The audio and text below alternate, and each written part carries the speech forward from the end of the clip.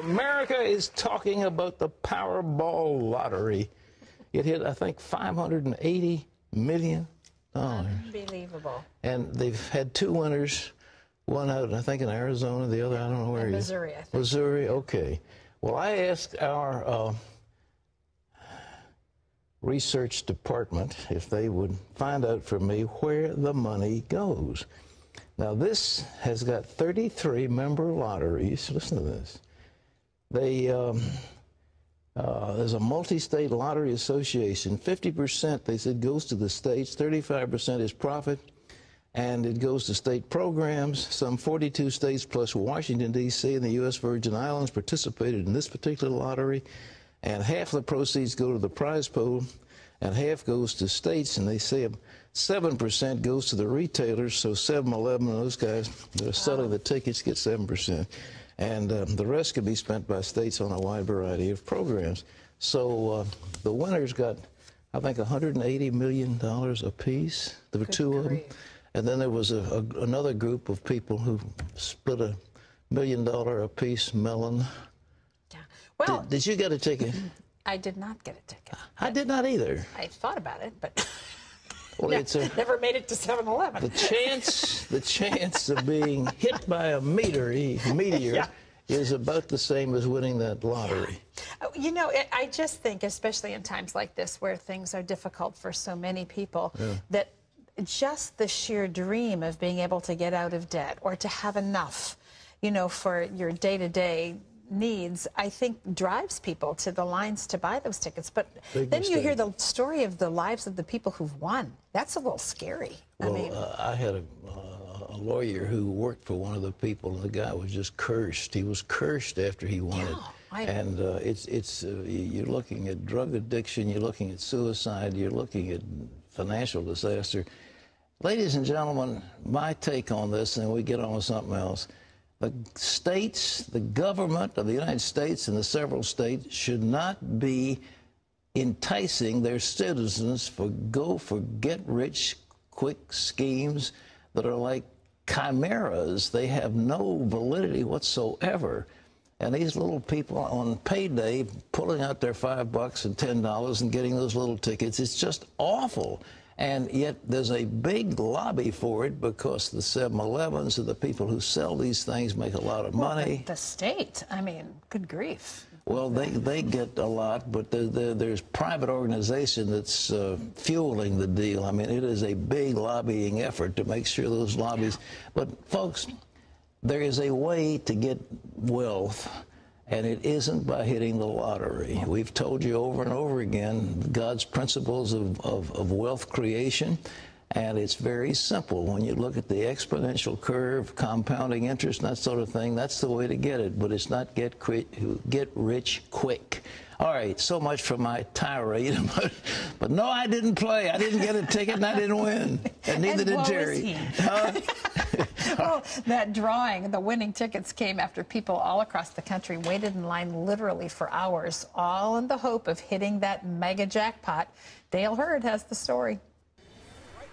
This is Powerball. Good evening. Powerball officials announced overnight the winning tickets were sold in Missouri and Arizona.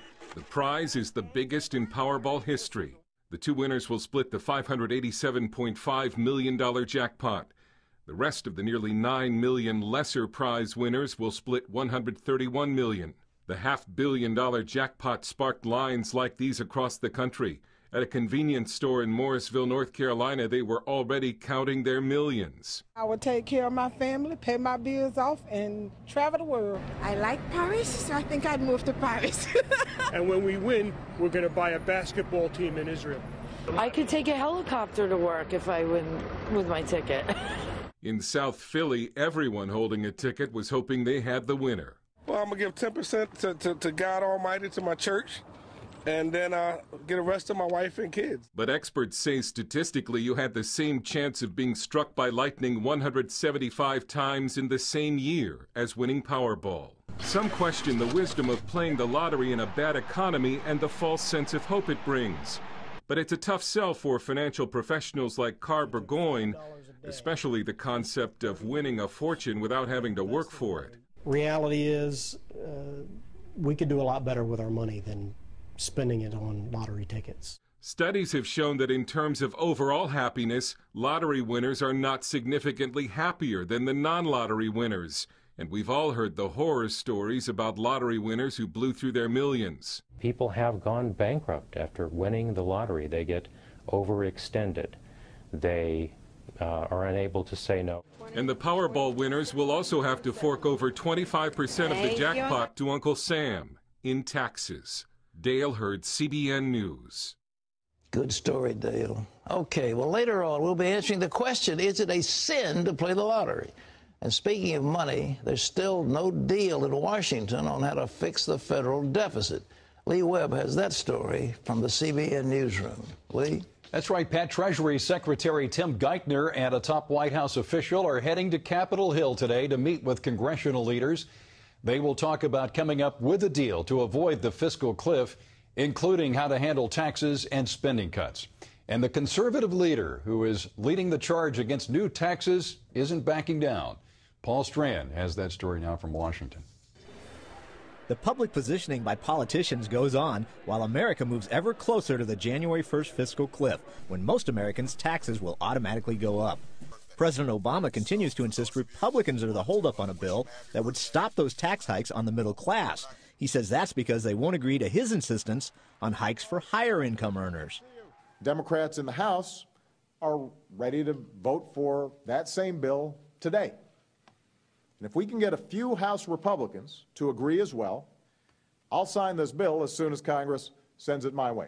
I got to repeat, I've got a pen. I'm ready to sign it. Anti-tax advocate Grover Norquist continues to take heat for the no tax hikes pledge he came up with years ago that almost every single Republican lawmaker has signed. But at a question and answer session sponsored by Politico, he wouldn't back down from his stance that government doesn't need new tax hikes. The government's too big now. We don't want it to get any bigger. Why would you give it more money to get bigger? All of the effort by Obama to raise taxes is to expand government. As for some Republicans signaling they want out of the pledge, Norquist says that's just an odd way to look at a promise. Well, if somebody was to tell you they were pro-life or pro-choice, would you ask them, is this for 18 months or for a year and a half? Or how long are you pro-choice? Yes, for as long as you're a congressman. You're telling someone who you are. I'm the kind of guy who's pro-choice or pro-life or won't raise your taxes. Norquist points out there's been no stampede away from the pledge, just a few murmurs.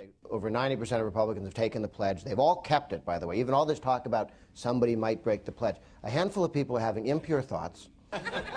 They've been thinking about maybe voting for tax increases. He suggests they cave only if the Democrats promise and sign off on huge spending cuts. Paul Strand, CBN News, Washington. Conservatives in Britain are claiming that a new high tax rate has actually cost their government money. The London Telegraph reports that 16,000 Brits declared an annual income of more than £1 million in the 2009-2010 tax year. That number fell to just 6,000 after the government introduced the new top tax rate of 50%. Analysts believe Brits simply moved out of the country to avoid the high taxes. Others found ways to cut their taxable income. Britain is going to reduce its top tax rate to 45% next year. Since that announcement, by the way, the number of people making £1 million a year has gone back up. Senator Lindsey Graham tells CBN News the Obama administration has misled Americans over the attack on the U.S. Embassy in Benghazi. On this week's Brody File program, Senator Graham says he's determined to get to the bottom of it.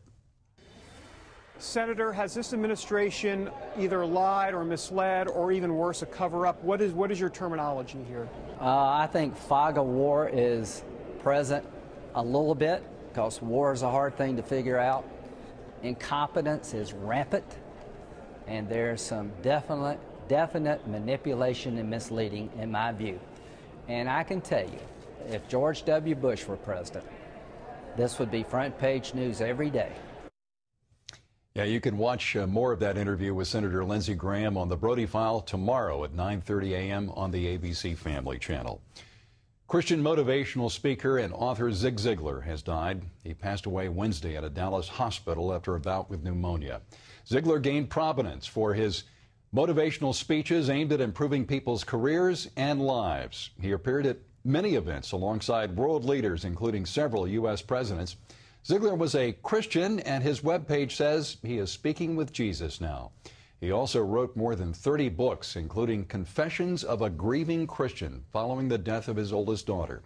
He shared his insights on that issue on the 700 Club. Grieving for the Christian is like going through a long, winding mountain tunnel. You know there's an end to it, you just don't know where. So you keep going, not in your own strength, but in the strength of Christ. And then the grief ends when you get to the end of the tunnel, and you see the light shed by the Shekinah glory of Christ, and you'll see your loved one right there with him. Reverend Tony Evans of Oak Cliff Bible Fellowship in Dallas called Ziegler a giant of the faith who showed leaders how to bring kingdom principles into the workplace. Zig Ziglar was 86.